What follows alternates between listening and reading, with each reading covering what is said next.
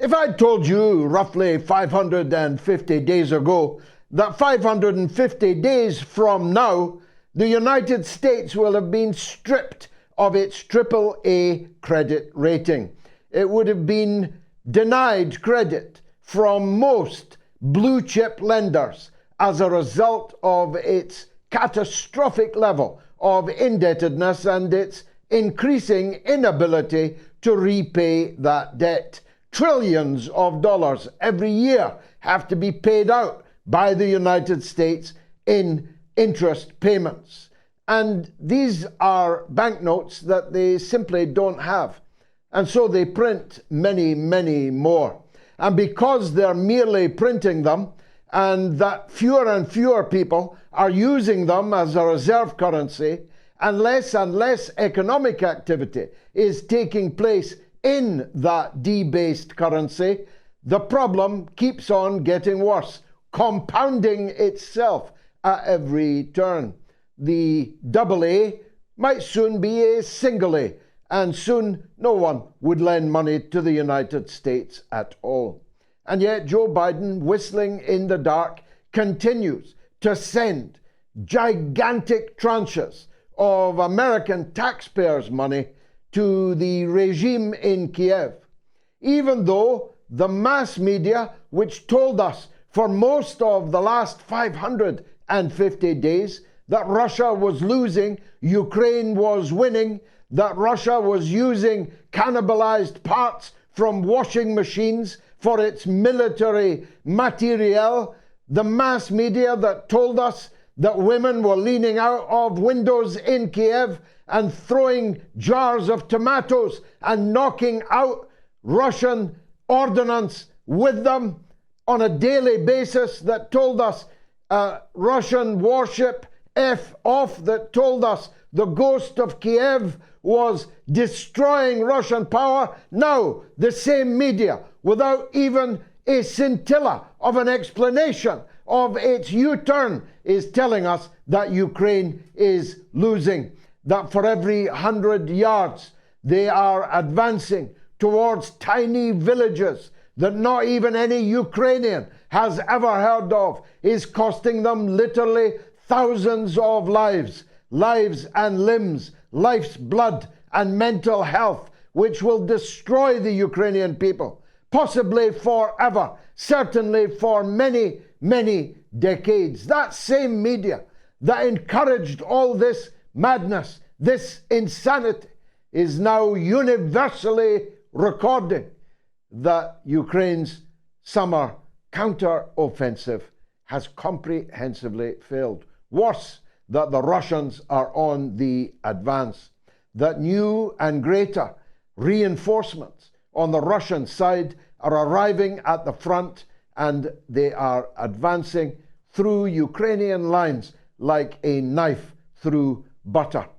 Still, the mainstream media on the television has not caught up with the heavyweight newspapers, the Washington Post, the New York Times, the big German, Italian, and French newspapers, and even one or two of what pass for heavyweight journals in the United Kingdom, have all over the last couple of weeks recorded that Ukraine is losing the war. Why then double down? Why throw good money after bad? Why reinforce failure? For that is what we are doing now, indeed have been doing for many months hence. Why ruin our own economies for a regime in Kiev that is not much longer for this world, metaphorically, one hopes, but possibly literally also? Why are we destroying our economies, debasing our currency, bankrupting our societies? The Times asked this week, why is Britain so poor? And it's a good question. Since I've been on my travels for most of this year, I meet British people all over the place, and all of them have the same tale. What is there to go back to? What is there to go back for? British society is tearing itself apart. Crime is rampant. The economy is sinking. Prices are rising. And the cold winter months are only a matter of weeks away. Indeed, amidst all this global warming, Britain just turned in the worst summer in 55 years. It rained more in July than it has ever rained in any July in recorded British history. Perhaps a subject that we will return to tonight and in weeks to come. What is there to go back to in Britain? Precious little. What is there to go back to in Germany, in France, in Italy, in Spain, in country after country, in the war party?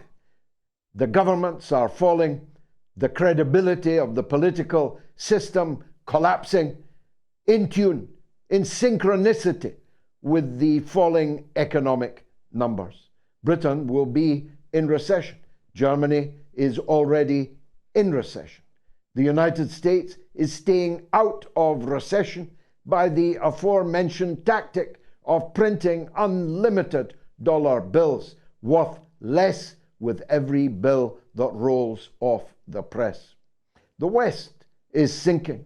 The sun has sunk already in the West, but risen in the East. If I had told you 550 days ago that the Russian economy, under total onslaught, under total economic war, is growing while the economies of Germany and Britain are in recession, you might not have believed me.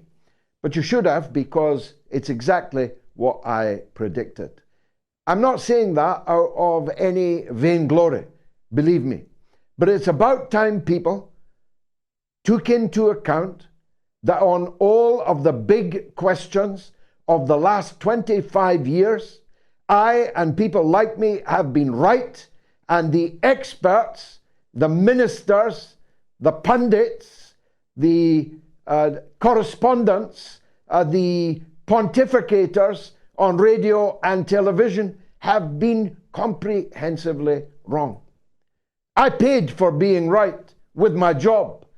They were paid for being wrong with more money, more titles, and more responsibility. It's something to bear in your mind. Much of tonight will concentrate on France, on the disastrous turn of events in Francophone Africa, where country after country is literally kicking France out the door. After centuries of exploitation, of humiliation, of ongoing economic subjugation, even when the tricolour was run down the flagpole and the flags of nominally independent countries was run up, France continued to dominate everything meaningful in the lives of their former colonies in West Africa. The language remained French. The currency remained the French currency, in this case, nowadays, the franc. The bank guarantees, the gold deposits are all in the vaults in Paris. Countries like Niger, where a military uprising, backed, it seems, by millions of the population of that country, has overthrown a French puppet government, as has happened in neighboring country after country over this last period. France has counted on its soft power and the corruption of the political class in its former colonies to keep it in the peacock position. But these days are rapidly coming to an end, and France is now openly threatening military action to overturn the usurpers who overthrew and now hold as a prisoner in the presidential palace the former puppet ruler of Niger. As I said on Sunday, Niger is a much more important country than most people have given it credit for. In fact, many people, including people who definitely should know better, continue to confuse Niger and Nigeria. The spelling of Nigerian is not the same as the spelling of a Nigerian. Get it right, Mr. Pundit. if you're going to pontificate on very important, significant events that are unfolding. And they are these: that 80% of every light that's burning in France this evening is powered by the uranium sent to France at measly prices by the poor people of Niger, whose uranium it originally was, who dug it, who processed it, and who sent it to France at a fraction of the price that it was worth, and that price paid in French currency for that matter. 80% of all the lights in France are powered by Niger, but only 20% of the people of Niger have any electricity at all. Just ponder that. But the worm is turning in Africa, you see. The new generation of military officers, like that incredible, fine 35-year-old leader of Burkina Faso, Ibrahim Traoré. You saw him in Moscow. You saw his arrival back in Ouagadougou to a crowd of scores of thousands of jubilant people. Young officers are no longer prepared to tolerate the mass impoverishment of their own citizens for the enrichment of a tiny ruling elite and its small comprador to the ultimate benefit of the former colonial power in France.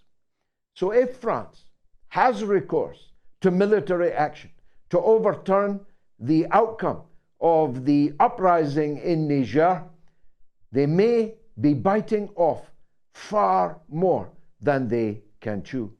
For they will not only be fighting the armed forces of Niger, they'll be fighting not only some of their neighboring countries who have declared that any attack on Niger will be an attack on them, and that they will send their armed forces to fight France and anyone who joins France in a military aggression against Niger. But the most important of all the new factors is that the chief of staff of the Algerian army, Niger's northern neighbor, the chief of staff flew at a moment's notice to Moscow yesterday and spent the day with the Russian Minister of Defense and the chiefs of the armed forces of Russia.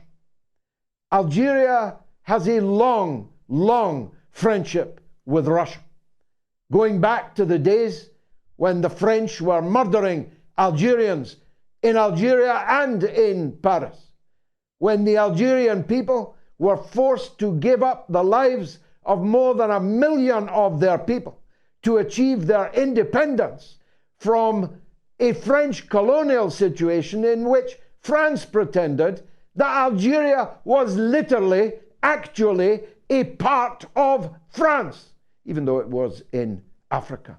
Who supported the FLN? Who supported the heroes of the Algerian Revolution? Who armed them? Who funded them? Who proselytized for them? Who propagandized for them? Yes, the same country that did the same for Mozambique, for Angola, for Zimbabwe, for Namibia, and of course, most importantly of all, for the Republic of South Africa. They wonder why Russia is popular in Africa, and France and Britain and Belgium and the other colonists are unpopular. How could it be otherwise? So Algeria's long defense treaty relationship with Russia is such that when Algeria says that it will not stand by if Niger is attacked by the colonial powers, you can be sure that they will do so with the full support of Russia. Russian arms, maybe Russian fighters. I understand that the Wagner group are currently out of work. with the whole panoply of Russian state power in its ironclad alliance with China, may soon be involved in a conflict in a tiny African country before last week many had never heard of and certainly could not place on a map.